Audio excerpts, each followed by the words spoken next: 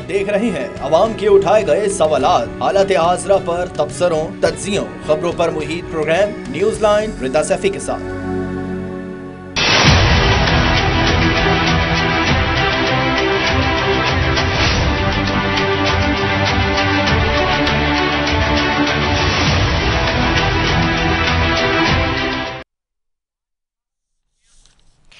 अस्सलाम वालेकुम, मैं हूँ रिदा सैफी। नाज़रीन, बजट की आमद है। हुकूमत ये दावे कर रही है कि ये बजट आवाम दोस्त होगा। इस हवाले से कयास आराइयाँ भी जारी हैं। साथ साथ ये खबरें भी सामने आ रही हैं कि वज़ीर आज़म ने वज़ीर ख़जाना को सख्त अहकाम जारी किए हैं कि बजट में आवाम को भरपूर रिलीफ दिया जाएगा। दूसरी तरफ हुकूमत ये दावा कर रही है कि हम इस वक्त आवाम को रिलीफ देने के लिए इकदाम कर रहे हैं, लेकिन हकीकत में मामलात इसके उलट हो रहे हैं। आज भी इक़्तिसादी राब्ता कमेटी ने 49 अद्वियात की कीमतों में इजाफे की मंजूरी दे दी है। और हाल तो यह है कि कल भी हमारे प्रोग्राम में मुस्लिम लीग नून की रहनुमा मेंबर कौमी असेंबली माइजा हमीद आई। उन्होंने भी यही कहा कि इस वक्त हमारा सारा ध्यान आवाम को रिलीफ देने पर है। क्या कहना था उनका, मजीद आइए आपको सुनाते हैं। हमारी ज्यादा कंसंट्रेशन इस चीज पे है कि आवाम को किस तरह इक्तिसादी तौर पर रिलीफ दिया जाए। जिस तरह हमने पिछले दिनों देखा, पेट्रोल प्राइसेस कम हुई, LNG प्राइसेस कम हुई। इस तरह जो है कोशिश की जा रही है कि आम आदमी को किसी ना किसी तरीके से रिलीफ दिया जाए। दूसरी जानिब आज हुकूमती रहनुमाओं ने चेयरमैन PTI पर शदीद तनकीद की। वज़ीर आज़म के मावन खुसूसी अता तारड़ ने आज कहा कि जिस वकील को शहीद किया गया है वो चेयरमैन PTI के गद्दारी के मुकदमे की पैरवी कर रहा था। मजीद क्या कहा, आइए सुनते हैं। कल हो सकता है कि आर्टिकल 5 और आर्टिकल 6 के हवाले से जो इमरान खान साहब पे गद्दारी के मुकदमे की जो फैसला है, हो सकता है कि वो कल फैसला आ जाता या अगली चंद तारीखों में फैसला आ जाता। एक सीनियर वकील जो एक इस अहम नौयत के केस में इसकी पैरवी भी कर रहे थे, वकील के तौर पे पेश भी हो रहे थे, और सीनियर वकील जो अमानुल्लाह कंडरानी साहब हैं उनको असिस्ट भी कर रहे थे। अमानुल्लाह कंडरानी साहब के भी आपने व्यू सुने हैं, उनको भी असिस्ट कर रहे थे। उनकी टारगेट किलिंग के जिम्मेदार इमरान अहमद न्याजी साहब हैं। दूसरी जानिब वफाकी वज़ीर दाखिला राना सनाउल्लाह ने भी आज चेयरमैन PTI को शदीद तनकीद का निशाना बनाते हुए कहा कि इससे पहले भी लोगों को बगावत पर उकसाया था। क्या कहना था राना सनाउल्लाह का, आइए सुनते हैं। इसने क्या इस्लामाबाद पे लॉन्ग मार्च के जरिए चढ़ाई नहीं की? इसने 126 दिन का धरना नहीं दिया? इसने वहां पे सिविल नाफरमानी क्या होती है? रियासत के खिलाफ बगावत होती है, रियासत से सरकशी होती है, ये फितनागरी होती है। इसने वहां पे बिल जलाए नहीं, और इसने 2014 में नहीं कहा कि आप बिल अदा करने जो है वो बंद कर दें ताकि रियासत जो है वो धराम से गिर जाए। इसने ये कहा नहीं कि जितने लोग बाहर बैरूनी दुनिया में है वो पैसे बैंकों के जरिए से ना भेजें, वो मनी लॉन्ड्रिंग करें और हुंडी के जरिए जो है वो पैसे भेजें। इसने थानों पे हमले करके इसने मुल्जिमों को छुड़ाया नहीं। दूसरी जानिब पंजाब मुल्की सियासत का, जैसे कि हमने कल भी कहा, मरकज इस वक्त बना हुआ है और हर पार्टी अपने अपने तौर से जोर बाजू आजमा रही है। तहरीक इंसाफ के टूटते हर जमा तहरीक इंसाफ के बिखरे टुकड़े समेटने लग गई है। कल PDM के सरबराह मौलाना फजलुर रहमान ने प्रेसर में कहा कि PDM का इलेक्शन के लिए कोई इत्तेहाद नहीं है, इलेक्शन हर जमात अपने अपने नजरिए पर लड़ेगी। क्या कहना था, आइए सुनते हैं। PDM इंतखाबी इत्तेहाद नहीं है, और इंतखाबी इत्तेहाद में ज़्यादा से ज़्यादा हम इलाकाई सतह पर, डिस्ट्रिक्ट लेवल पर एडजस्टमेंट कर सकते हैं। हमारा इतना एक ताल्लुक डेवलप हुआ है कि इंतखाबी एडजस्टमेंट हमारे लिए आसान होगी तमाम सूबों के अंदर, तो उस हवाले से कोई टेंशन नहीं है। लेकिन बाहर अपनी पार्टी का हर एक का अपना मंशूर है। दूसरी जानिब पंजाब में इलेक्शन वक्त पर ना होने पर सीनियर कानूनदान एजाज एहसन ने हुकूमत को शदीद तनकीद का निशाना बनाया है। उनका कहना था कि ये नहीं हो सकता कि इलेक्शन मुलतवी हो। वो मजीद क्या कह रहे थे, आइए सुनते हैं। देखते हैं कि जिससे पूछो, मौलाना फजल रहमान से पूछे, वो आदम नजीर तारक से पूछे, वो कहते हैं देखिए जी आइन का तो खत्म हो गया ना, 90 दिन वो तो खत्म हो गया ना, वो तो खत्म हो गया ना। अब वो भाई अब क्या, अब आप कह रहे हैं कि एक कत्ल मैंने कर लिया और मुझे सजा नहीं हुआ, मुझे दूसरे कत्ल की इजाजत तो नहीं चाहिए। अब मैं असेंबलियों की डेट चाहे कहीं ले जाऊं, वो कहते हैं 5-6 महीने, अक्टूबर से भी तो आगे जा सकती है। वो किस तरह जा सकती है? ये नहीं जा सकती अक्टूबर से आगे, ये इलेक्शन उससे पहले होनी। दूसरी जानिब आज चेयरमैन जो हैं पाकिस्तान तहरीके इंसाफ के से मिलने के बाद मुफस्सिल बात करूंगा। ये कहना था आज शाह महमूद कुरैशी का, तहरीके इंसाफ के जो रहनुमा है सीनियर, आज वो जेल से रिहा हो गए हैं और ख़ास तौर पे लाहौर हाई कोर्ट पिंडी बेंच ने जो है शाह महमूद कुरैशी को फौरी रिहा करने का हुक्म दिया है। रिहा होते ही उन्होंने कहा अपने कारकुनों को कि जी मुश्किल वक्त है, कड़ा वक्त है और इस मुश्किल वक्त में जो है वो सब्र से काम लेना है। और उन्होंने ये भी कहा कि कुछ जो वर्कर्स हैं वो बिल्कुल बेगुनाह हैं जो कि इस वक्त जेलों में है और उनकी रिहाई के लिए अपनी कानूनी टीम से मुशावरत भी करूंगा। शाह महमूद कुरैशी का मजीद क्या कहना था ये वो भी सुन लें। मैं तहरीक इंसाफ के कारकुनान से कहना चाहता हूं, आजमाइश का वक्त है, मुश्किल वक्त है, हौसले में रहिए, हिम्मत ना हारिए। रात कट जाएगी, गरूब के बाद एक तुलू भी होती है, उस तुलू का इंतजार कीजिए। मैं समझता हूं कि आज भी मुख्तलिफ जेलों में बेपनाह लोग ऐसे हैं जो बिल्कुल बेगुनाह हैं, उनको रिहा होना चाहिए। मैं इंशाल्लाह कोशिश करूंगा, हमारी जो लीगल टीम है उससे मशावरत करके उनके केसेस को हम परसू करें।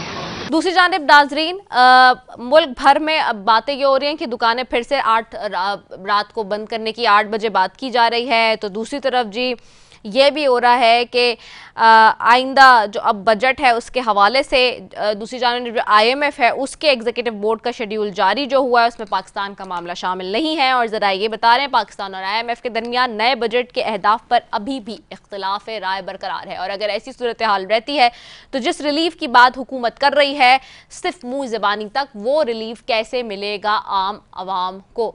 There are so many question जिसके ऊपर हम बात करेंगे। जी सबसे पहले मेरे साथ मौजूद हैं पैनल में आज जुल्फ़िकार अली बदर हैं, तर्जुमान बिलावल भुट्टो ज़रदारी के यासीन आज़ाद साहब हैं मुस्लिम लीग नून से, और उनकी तरफ मैं जाऊंगी। सबसे पहले जुल्फ़िकार अली बदर साहब की तरफ जाऊंगी। जी जुल्फ़िकार अली बदर साहब, ये जो सबसे इम्पॉर्टेंट चीज़ है, एक तो हम देख रहे हैं पंजाब की सियासत तो है ही इस वक्त बहुत ज़्यादा एक्टिव और सारे लोग वहाँ जोड़ तोड़ में लगे, लेकिन दूसरा सवाल ये है अब जो कि बहुत इम्पॉर्टेंट है और वो ये कि ये जो माशी सूरत हाल है वो बन नहीं पा रही। ऐसे में सियासी सूरत हाल कैसे जो है वो अपने लिए मज़बूत साबित करेगी कोई भी सियासी जमात जो है आइंदा आने वाले इलेक्शन में?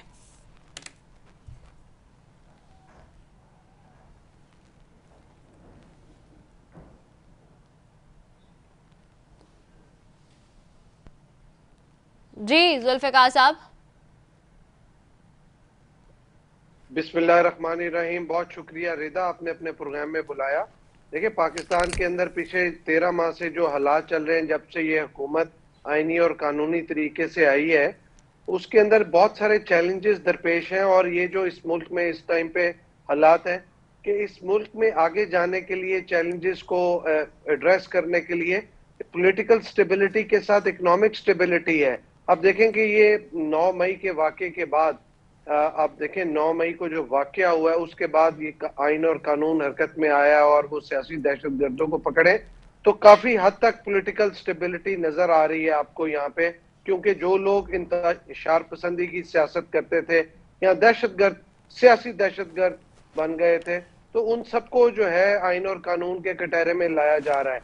और उसके साथ साथ हुकूमत, प्राइम मिनिस्टर ने भी अभी आप रिसेंटली बयान दिया है और कोशिश भी कर रहे हैं कि ये इस महीने के खत्म होने से पहले IMF का जो प्रोग्राम है उसको बहाल कर दिया जाए और IMF के साथ कोई किसी ना किसी तरीके से इस प्रोग्राम को कंप्लीट कर लिया जाए। अगर ये नहीं किया जाता तो मैं समझता हूँ कि मजीद थोड़े से चैलेंजेस पेश होंगे और हुकूमत इसको सिर्फ एक ही तरीके से हल कर सकती है। बजट वो चाहे जितनी मर्जी टैक्सेस लगा दें या आवाम को रिलीफ दे दें, जब तक वो अपना हाउस इन ऑर्डर नहीं करते, अपने मुल्क के अंदर से इतना रेवेन्यू जनरेट नहीं करते जिसका जो टारगेट उनको चाहिए होता है तमाम अखराजात को पूरा करने के लिए, और टैक्स नेट को नहीं बढ़ाते, क्योंकि इनडायरेक्ट टैक्सेस की जो तादाद है वो बहुत ज्यादा है और डायरेक्ट टैक्स है वो लेस देन 1% है। तो डायरेक्ट टैक्स के अंदर गवर्नमेंट को फोकस करने की जरूरत है, क्योंकि डायरेक्ट टैक्स जो लोग देंगे उससे आपका रेवेन्यू भी बढ़ेगा, टैक्स नेट भी बढ़ेगा और मुल्क के अंदर जितने भी टारगेट्स हैं, अहदाफ हैं, उनको कंप्लीट करने में आपको फायदा मिलेगा। This is the only solution कि आप अपने मुल्क के अंदर जो है वो इकोनॉमिक स्टेबिलिटी ला सकते हैं। अगर IMF का प्रोग्राम नहीं आता और इंटरनेशनल डोनर एजेंसीज आपको सपोर्ट नहीं करती, जिन्होंने आपसे ऑलरेडी प्लेज किया हुआ है, लेकिन उसके साथ साथ आपको SME, स्मॉल एंटरप्रेन्योर, स्टार्टअप्स और स्मॉल एंड मीडियम एंटरप्राइजेस को भी तकवीयत देने की जरूरत है, जो कि मुल्क की इकोनॉमी के अंदर कंट्रीब्यूट करते हैं।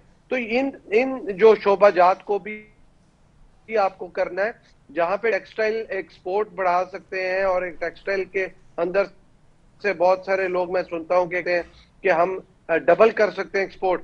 अगर हम थोड़ा सा फोकस करें तो हम जितनी एक्सपोर्ट टेक्सटाइल के थ्रू करते हैं उतनी एक्सपोर्ट हम IT सेक्टर में टेक्नोलॉजी की सर्विसेज के थ्रू कर सकते हैं।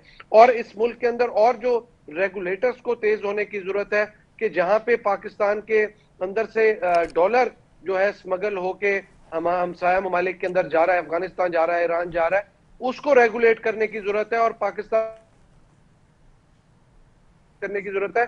तो उसके साथ साथ रेगुलेटर्स जो इस चीज के ऊपर कंट्रोल्स और चेक लगाते हैं कि कौन लोग अलाउ करते हैं हुंडी के कारोबार को जो बाहर जा रहा है, तो ये इस चीज को भी एड्रेस करने की जरूरत है ताकि डॉलर स्टेबलाइज हो, बल्कि बाहर नहीं जाएगा तो डॉलर खड़ा रहेगा और बल्कि रुपए की कदर जो है उससे बेहतर होगी। तो इन तमाम चीजों को करने की जरूरत,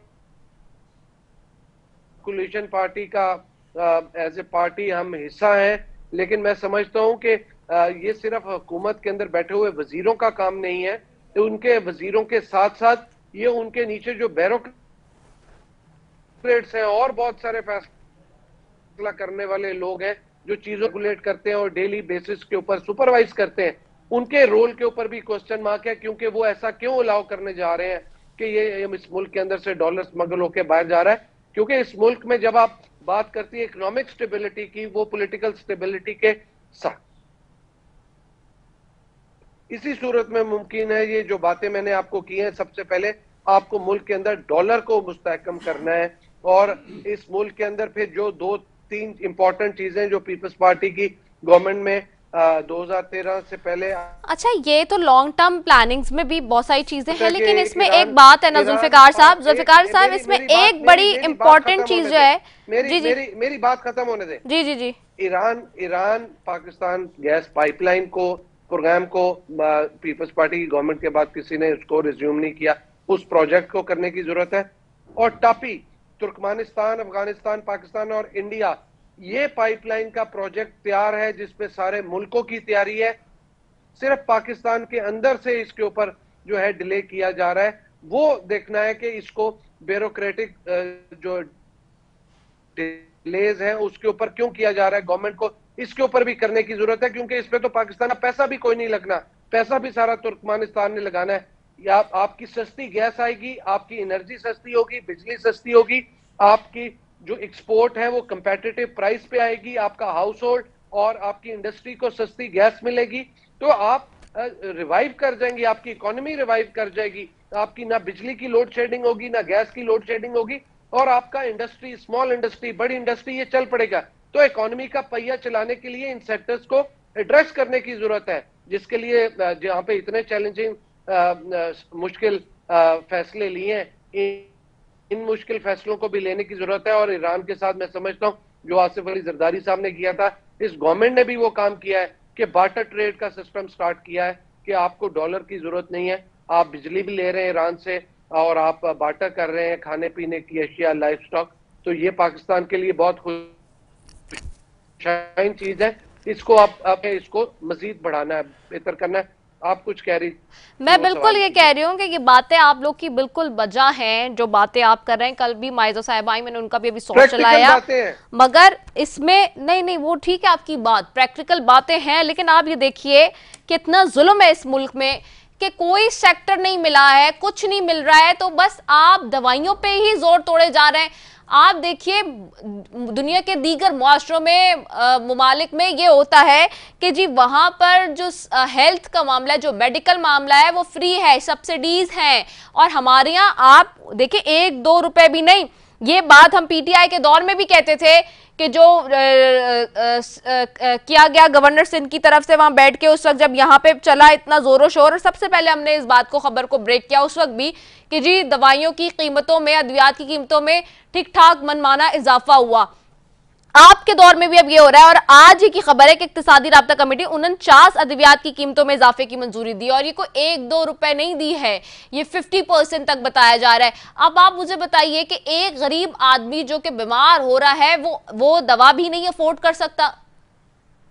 देखिए, मैं तो इस बात पे बिल्कुल कभी सपोर्ट नहीं करूंगा कि दवाइयों की कीमतें अगर इमरान खान की गवर्नमेंट में 250% बढ़ी थी और इस गवर्नमेंट ने अगर उसको 50% भी बढ़ाया है, तो हम इसके ऊपर आवाज उठाएंगे, क्योंकि गरीब के साथ जहां पे उसको रिलीफ मिल सकता है उसको रिलीफ देना चाहिए। एक्चुअल बात यह है रिदा कि हमें यह देखने की जरूरत है, और इस मुल्क में यह फैसला करने वाली कुव्वतों को, हुकूमत में बैठे हुए लोगों को यह देखने की जरूरत है कि ये इस मुल्क को, हमें कार्टल्स और माफिया से जान छुड़ानी है। ये फार्मास्यूटिकल वाले हो गए या दीगर जो कार्टल्स बने हुए हैं, ये इस मुल्क के अंदर नासूर बन चुकी हैं, या किसी और मुल्क से सस्ती दवाइयां आ सकती हैं ना, आप उसको इंपोर्ट कर सकते हैं, और पाकिस्तान के अंदर से आपकी दवाइयां इतनी महंगी होती जा रही हैं कि आम बंदा उसको अफोर्ड ही नहीं कर पा रहा।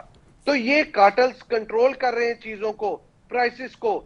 अमीर सर ये हुकूमत में बैठ के, सॉरी टू से सर, हुकूमत में जब चाहे माजी की हुकूमत हो चाहे अभी की हुकूमत हो, हुकूमत में बैठ के आप लोग अगर कार्टल्स और माफियाज को कंट्रोल नहीं कर सकते, तो सॉरी टू से सर ऐसी हुकूमतों से आम आदमी को तो रिलीफ नहीं मिल रहा, चाहे वो पहले की हुकूमत हो या अभी की हुकूमत हो। इट इज वेरी डिसअपॉइंटिंग कि हुकूमत में बैठ के लोग फिर भी कहेंगे जी हमारे हाथ में तो कुछ भी नहीं है, हमारे हाथ बंधे हुए हैं। मैं अभी मजीद भी आपसे बात करती हूँ, यासीन आजाद साहब की तरफ भी मैं जाऊंगी, और बड़ा इंपॉर्टेंट सवाल कर रहे हैं क्योंकि एक प्रेसर की है आज अता तारड़ साहब ने, और अब उन्होंने एक और ऐसी बात की है कि जी इमरान खान के खिलाफ जो संगीन गद्दारी केस के पिटिशनर थे वो फायरिंग से जा बहाक हो गए, तो उसका इल्जाम डायरेक्टली जी लगाया गया है पीटीआई चेयरमैन में। तो मुझे ये यासीन आजाद साहब के पास भी जाऊंगी, सीनियर रहनुमा भी हैं वो नून लीग के और बड़े माहिर कानूनदान भी हैं, तो क्या ये इस तरह से चीज़ें जो हो रही हैं, और फिर जो सियासी जमातें ये कहती हैं कि जी मौजूदा दौर में भी ये जो सारी बातें और ये जो सारा एपिसोड चल रहा है वो विक्टिमाइजेशन की तरफ जा रहे हैं, और जो है वो अकाउंटेबिलिटी नहीं हो रही अक्रॉस द बोर्ड, बल्कि बदला लिया जा रहा है। तो इस बात पे मैं जवाब लूंगी, लेकिन एक ब्रेक पे जाना है मैंने, ब्रेक के बाद वापस आ रहे हैं, स्टे ट्यून्ड।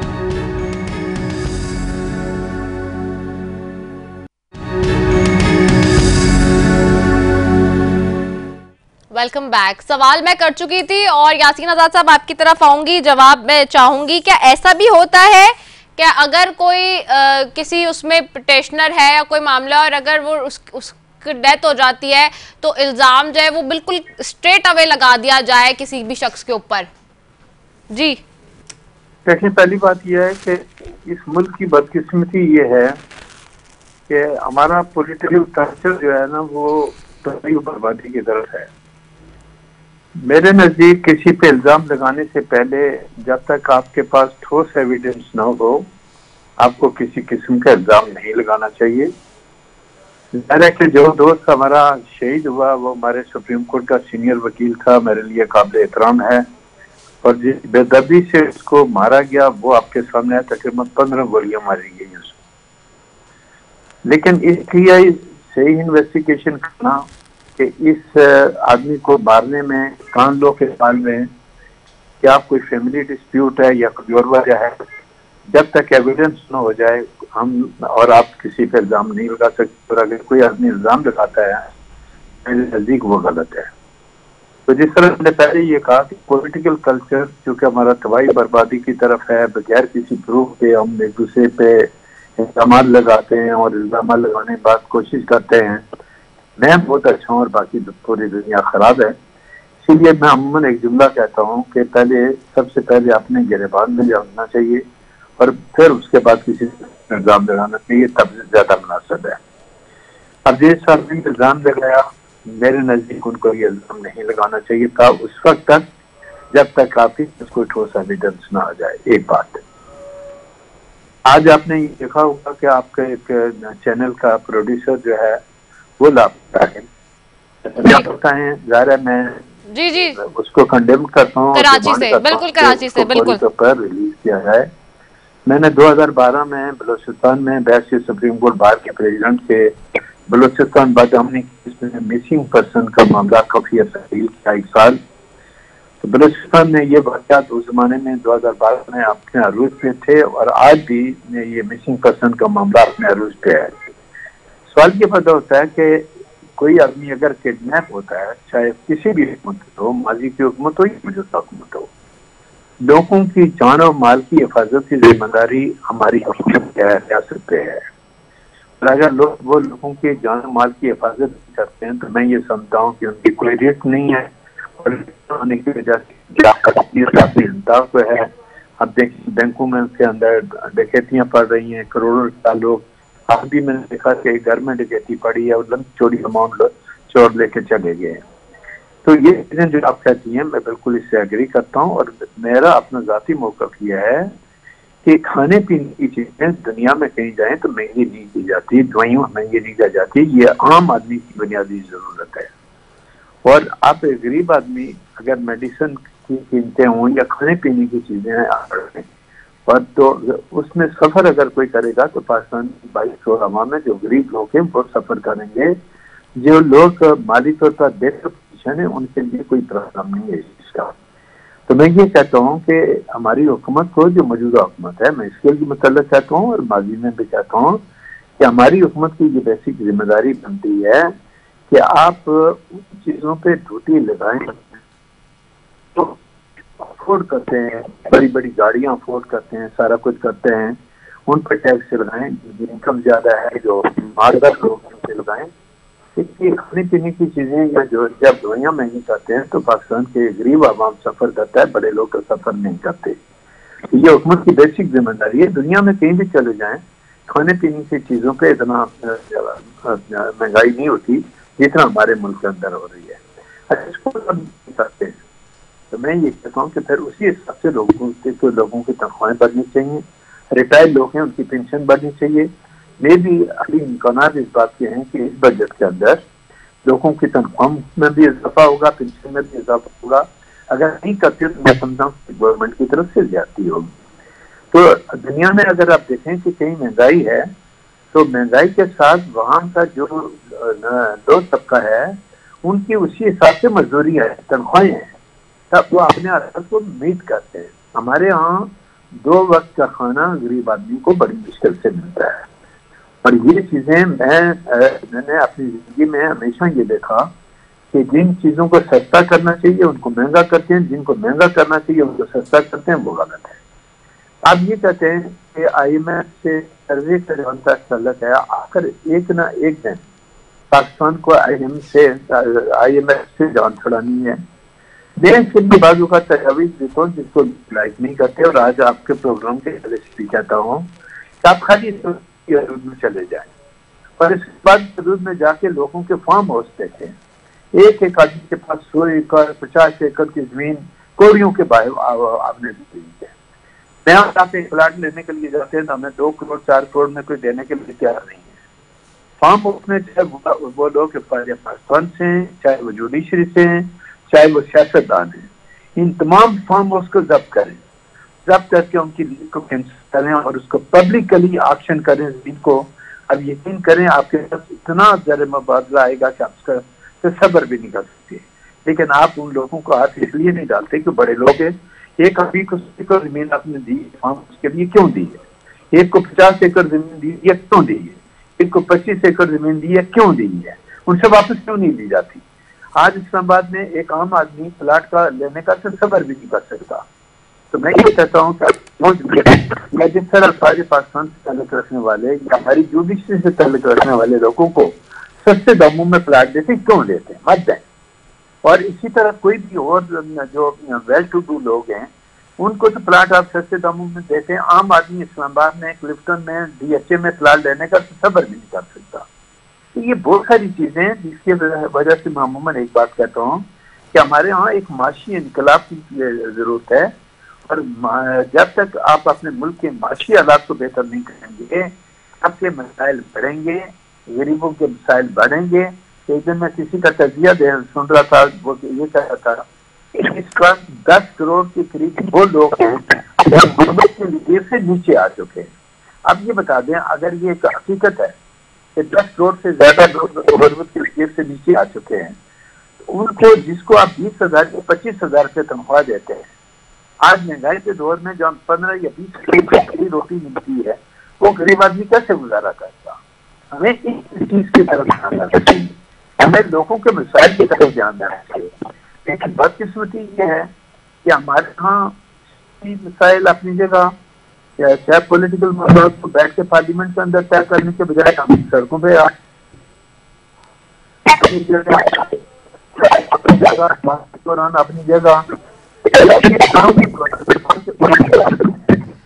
अच्छा, there is some technical glitch. मुझे यासीन साहब की बिल्कुल आवाज नहीं आ रही, हमें समझ में नहीं आ रहा। मैं एक ब्रेक ले रही हूँ और इन अ मीनवाइल ये टेक्निकल ग्लिच जो भी इसको ठीक करें, इसके बाद वापस आ रही हूँ। Stay tune.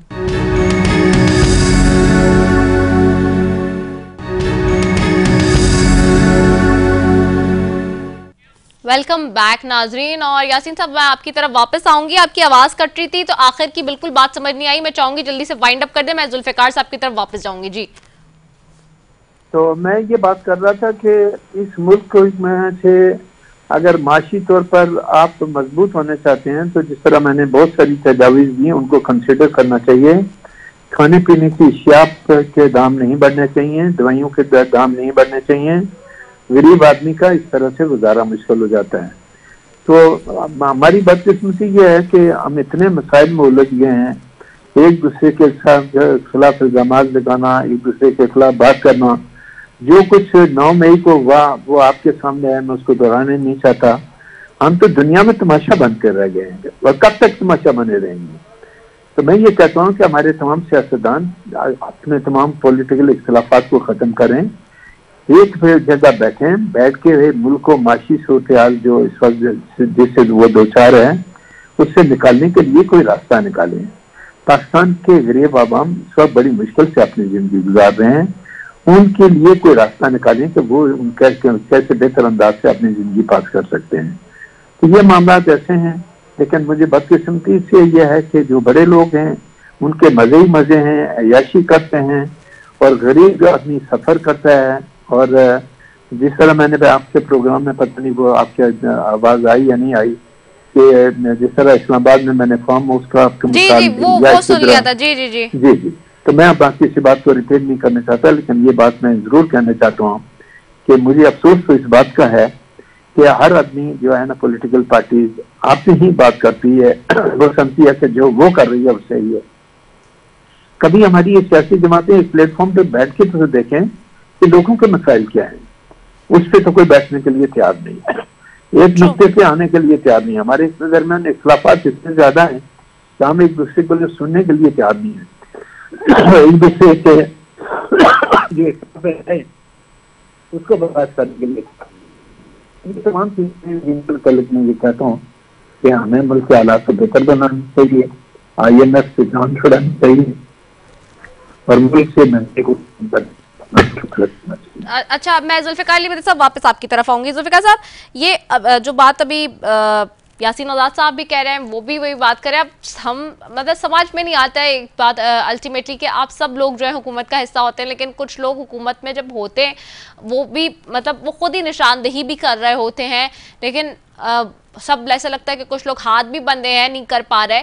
तो ये क्या बात है? साबिका हुकूमतें भी इस तरह से जब भी आई उन्होंने भी इसी तरह से किया, अभी आप लोग की बात से भी ये लग रहा है, लेकिन जो अवामी मसाइल हैं उन पे कोई नहीं बैठ रहा वाकई। और जो यासीन साहब ने बात की है उसका तो किसी को ख्याल ही नहीं है ना, किसी को एहसास ही नहीं है कि अवाम के साथ क्या हो रहा है। और ये हकीकत है कि 25,000 रुपए में क्या किसी का इस वक्त घर चल सकता है?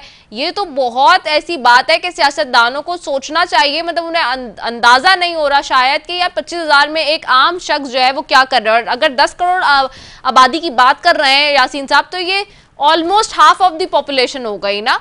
तो या आप इसको 40% कह लें, तो 40% पॉपुलेशन आपकी किस लेवल पे जी रही है, ये तो अंदाजा ही नहीं हो रहा है इस बात का लोगों को।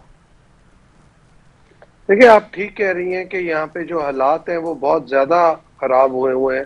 महंगाई ने लोगों की कमर तोड़ के रख दी है, और हुकूमत में जो बैठे लोग होते हैं वो बिल्कुल एक लेवल तक डिसीजन मेकिंग में ये बैठे होते हैं, लेकिन बाज लोग ऐसे होते हैं हुकूमत में बैठ के भी बेबस होते हैं। आप देखें कि आज की हुकूमत से लेके माजी की तमाम हुकूमतों तक किसी हुकूमत के हाथ में ये मामला नहीं था कि वो रेवेन्यू को, डायरेक्ट टैक्सेस को बढ़ा सकते और इस मुल्क के अंदर से इतना रेवेन्यू इकट्ठा करते, टैक्स नेट बढ़ाते कि पाकिस्तान के जो लेस देन 1% जो लोग हैं, एटलीस्ट 50% लोग टैक्स देना शुरू हो जाते हैं। डायरेक्ट टैक्सेस की मैं बात कर रहा हूं, लेकिन नहीं पॉसिबल हुआ ऐसा। उसकी वजह है कि यहाँ पे जो माफिया, कार्टल्स और जो सेक्टर वाइज लोग बैठे हुए हैं, उन्होंने अपने सेक्टर के अंदर गिरफ्त हुई है, बिठाए हुए हुकूमतों के अंदर।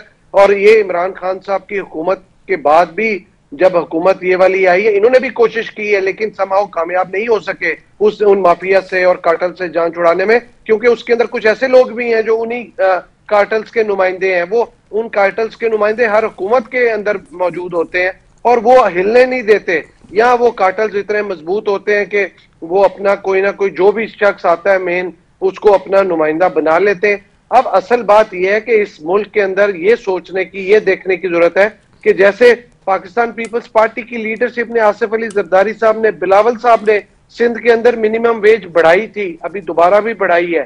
तो इस मुल्क के अंदर तमाम पॉलिटिकल फोर्सेस, स्टेक होल्डर्स को ये सोचने की जरूरत है। 25,000 ही है कता कलाई माफी, वो 25,000 ही है, मैं उसी की बात कर रही हूँ। उसमें किसका, आपके साबिक वजीर आजम ये कहते थे कि उनकी 2 लाख तनख्वाह में उनका गुजारा नहीं होता।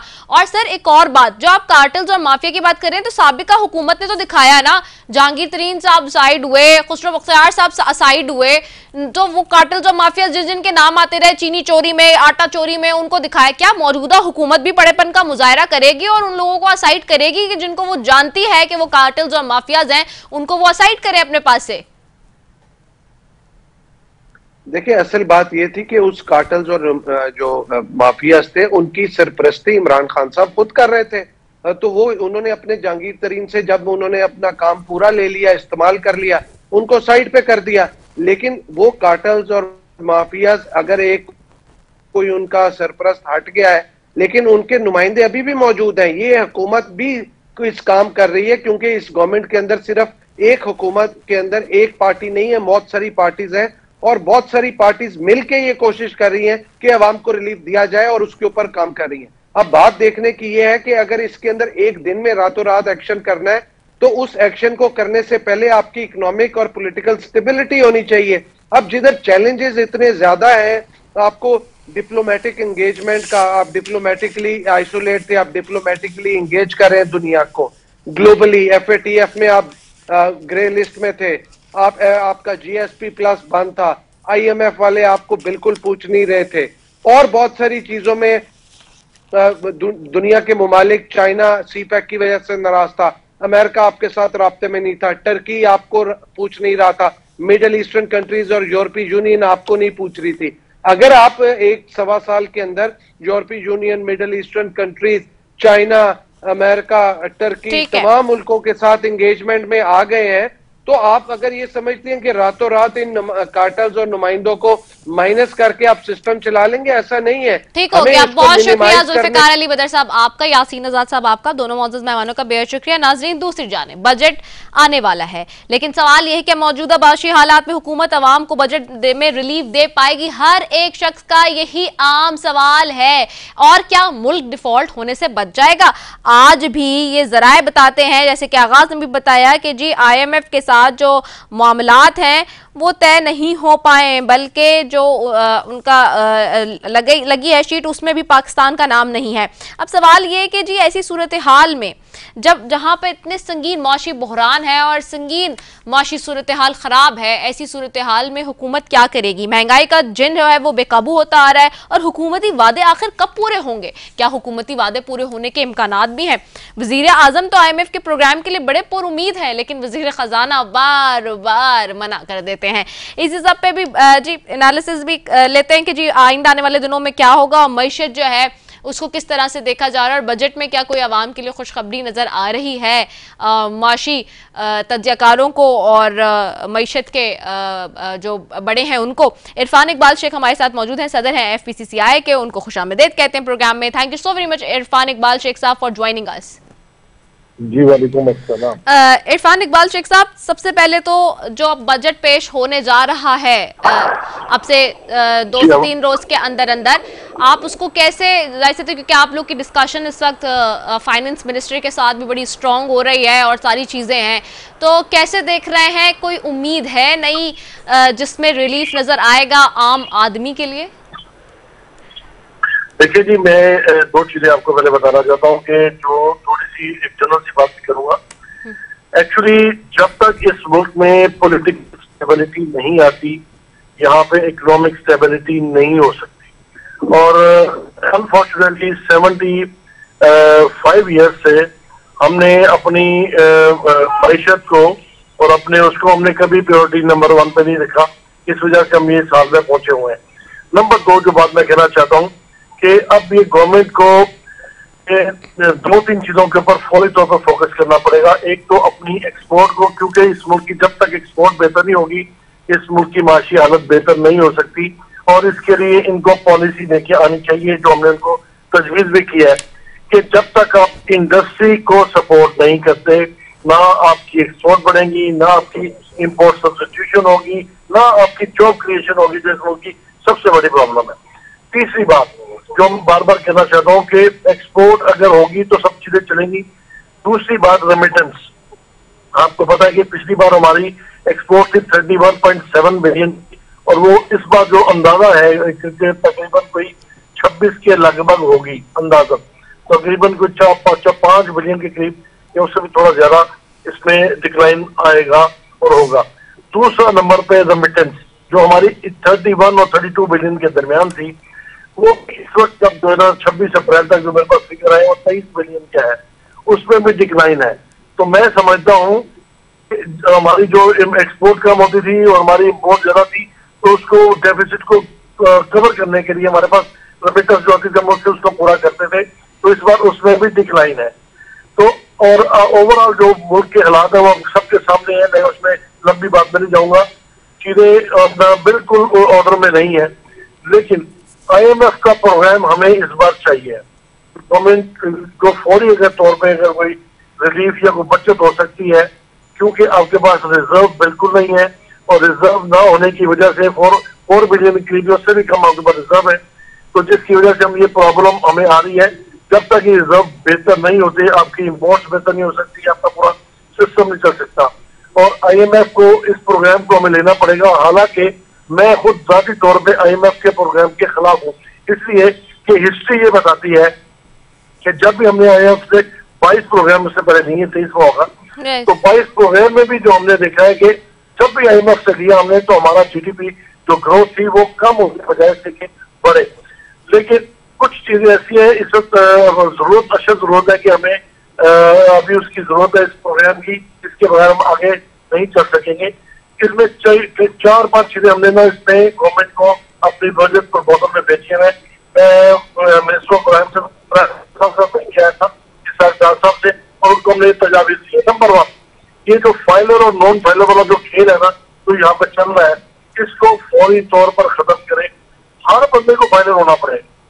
हर बंदे को फाइलर आप नहीं करेंगे जब तक आपका कभी बेस प्रॉब्लम नहीं हो सकती और आप अपने टारगेट रेवेन्यू के टारगेट कभी भी अचीव नहीं कर सकते। तो खुदारा इस गेम को, इस खेल को बंद कर दे। इस मुल्क में हर बंदा रहने वाला नेट में आए और उसमें शामिल होगा, तभी जाके हमारे मामला ठीक होंगे। नंबर 2, यहाँ पे इलेक्ट्रिसिटी का रेट हमारा पूरे इस रीजन में सबसे ज्यादा है। और इलेक्ट्रिसिटी हम दे रहे हैं 18 सेंट में, जबकि हमारे जो कंपटीटर है वो है चाइना और हमारा क्या नाम है आपका इंडिया, बांग्लादेश, वो 1 सेंट में दे रहे हैं।